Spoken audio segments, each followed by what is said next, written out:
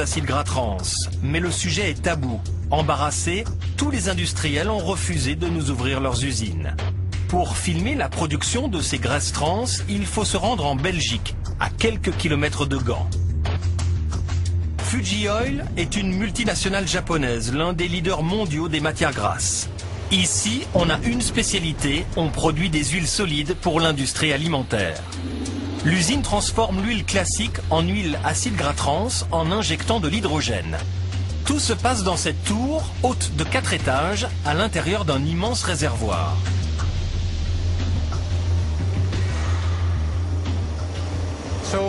Voilà, c'est la tour d'hydrogénation. Le procédé est très simple. L'huile est chauffée à 200 degrés, elle réagit avec l'hydrogène, et c'est comme ça qu'elle devient plus ou moins solide. Une fois hydrogénée, l'huile est refroidie pour être stockée dans ces cartons. Elle est vendue à des industriels de l'agroalimentaire dans toute l'Europe. L'huile, transformée en graisse plus ou moins épaisse, sera utilisée pour faire des biscuits et des pâtisseries que nous retrouverons dans nos supermarchés. Résumons, l'huile arrive sous forme liquide. Après avoir été hydrogénée, elle devient solide. Seulement voilà, si on mange trop de cette huile riche en acides gras trans, elle est dangereuse pour notre santé. Aux États-Unis, des scientifiques ont examiné l'alimentation et l'état de santé de 100 000 femmes américaines pendant 10 ans. Les résultats ont été analysés par les nutritionnistes de l'université américaine de Harvard. En examinant nos données sur 10 ans, nous avons découvert que les femmes qui consomment le plus d'acides gras trans ont un risque supérieur de maladie cardiaque. On a aussi observé un risque accru de diabète, de calcul biliaire, d'infertilité et la liste s'allonge. Concrètement, les acides gras trans ont une double action dans notre corps. Ils augmentent le mauvais cholestérol et diminuent le bon. Ce mauvais cholestérol s'accumule, il obstrue nos vaisseaux sanguins. Les conséquences sont dramatiques, cela provoque des crises cardiaques et des infarctus. Nous avons fait des estimations du nombre de personnes qui meurent de l'excès des acides gras trans aux États-Unis. En utilisant la méthode de calcul la plus prudente, nous arrivons au chiffre de 30 000 morts prématurées par maladie cardiaque chaque année.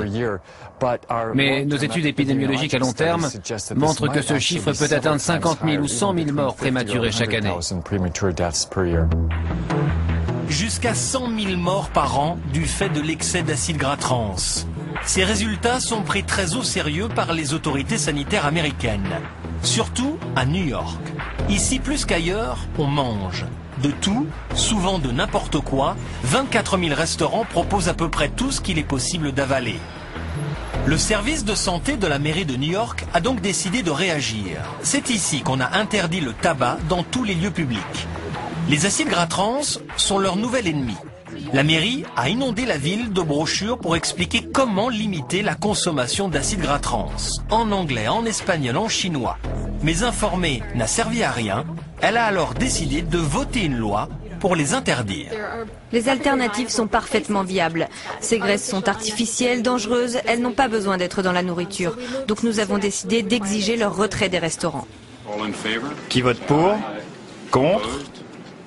Abstention? La motion est adoptée, merci. La loi a été votée à l'unanimité. Depuis le 1er juillet, tous les restaurants qui utilisent encore des huiles contenant des acides gras trans doivent payer une amende de 2 000 $. C'est peu, mais leur nom risque d'être publié sur le site internet de la ville. Une mauvaise pub. Les restaurants ont d'abord réagi vivement contre cette interdiction. Charles Hunt, dit Chuck, est le président du lobby des restaurateurs de l'État de New York. Ici, il connaît tous les politiques. Il a pris la tête de la résistance.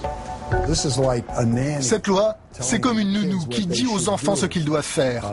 Aux États-Unis, les graisses trans ne sont pas illégales. Elles ne sont pas bonnes pour la santé, mais elles sont autorisées. Alors, tant qu'il n'y a pas de décision de les rendre illégales, tant qu'elles ne sont pas totalement interdites partout, pourquoi la mairie de New York nous demande à nous de les interdire ?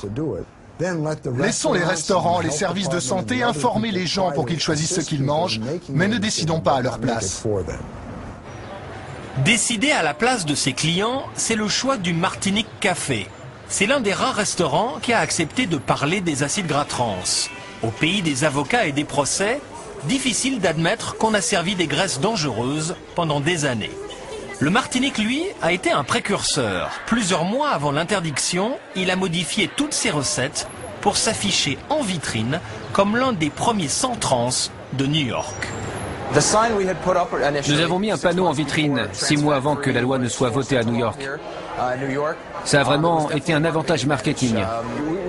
On était en avance sur les autres, ça nous a permis d'attirer plus de clients ici.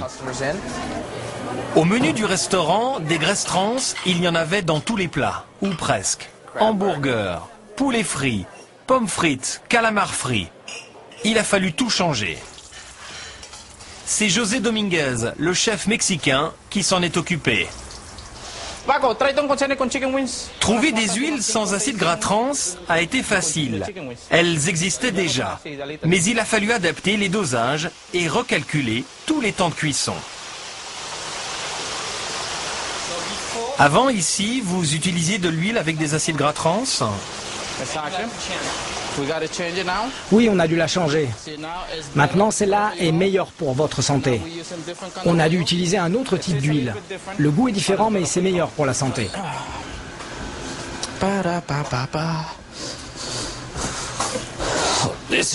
Voilà ce qu'on utilise. Mais tous les cuisiniers se plaignent. Les chefs ne veulent pas l'utiliser à cause de son goût. On a perdu de la saveur. On aurait tous préféré garder les vieilles recettes. Le goût ne convient pas aux chefs, le prix non plus. La nouvelle huile à base de colza coûte 50% plus cher. Mais les clients sont contents et le client est roi. Ce sont des graisses que les gens ne devraient pas manger. C'est mauvais pour la santé. On fait attention à ce que l'on mange depuis longtemps. Je pense qu'il faut imposer des règles aux gens. C'est pour cela que la loi a été votée. Il faut forcer les gens à bien manger. Dans les restaurants de New York, l'interdiction des acides gras trans, ça marche. Il n'y a en revanche aucune loi pour les supermarchés de la ville. On y trouve encore de nombreux produits trop riches en graisses trans, notamment ceux pour les enfants. C'est facile de le savoir, l'étiquetage est obligatoire. Cette obligation d'informer a d'ailleurs incité de nombreux industriels à les éliminer de leurs produits. Ils en ont même fait un argument marketing. Des étiquettes sans graisse trans fleurissent dans tous les rayons. Aux États-Unis, la guerre contre les acides gras trans est en train d'être gagnée. Pendant ce temps-là, en France, rien, ou presque. Personne ne connaît ces graisses. Je suis désolée, les acides gras peut-être, mais alors transaminase... Personnellement, j'en ai aucune idée.